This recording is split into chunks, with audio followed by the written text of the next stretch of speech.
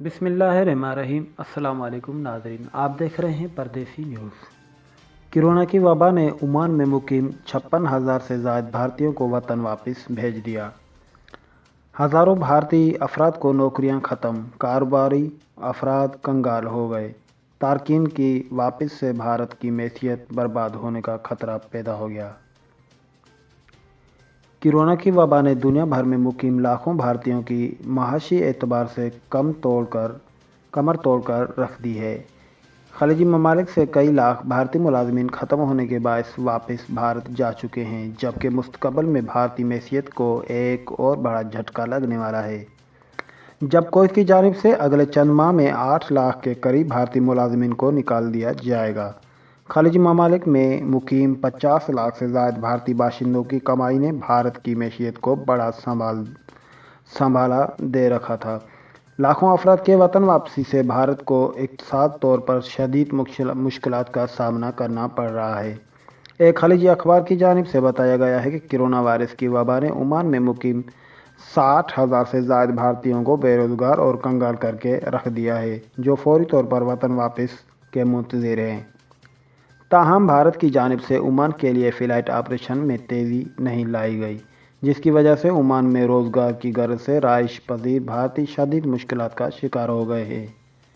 Oman में मुकीम एक भारतीय शहरी वजह बेनिन ने बताया है कि कोरोना की वबा ओमान में हज़ार भारतीयों को बेपनाह मुश्किलात में धकेल दिया है। इसने अपने घर वालों को पहले ही भेज दिया गया। कोरोना बहरान के बायस इसने ओमान में 20 सालों के दौरान जो कुछ कमाया था सब उजड़ गया, यहाँ तक कि इसे अपनी गाड़ी के अलावा फर्नीचर और बिजली का जो सामान और कपड़े तक बेचने पड़ गए। वजह का कहना था कि अभी पता नहीं कि कितना अरसा कोरोना की वबा चलेगी। ताहम गुज़िश्ता चंद महीनों के दौरान ही सैकड़ों कंपनियां और इदारे हज़ारों भारतीय तारकीन को नौकरियों से निकाला जा चुका है। लगता नहीं कि ओमान में माशी सरगर्मियां इतनी जल्द बहाल हो जाएंगी।